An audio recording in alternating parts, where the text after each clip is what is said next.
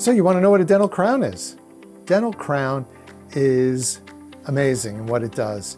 It can make a tooth that's broken, a tooth that's had cavities, a tooth that's been problematic for you into something that's just like all your other teeth, where it's basically a shell that goes over and holds your tooth together.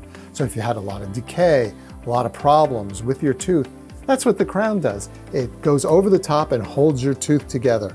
Again, just like the siding and the roof of your house, that's what it's like. We just remove a very thin layer around the tooth and cement it on. And the beautiful thing about it is it cannot get a cavity. You can get cavities on your tooth underneath, but the crown can never get a cavity.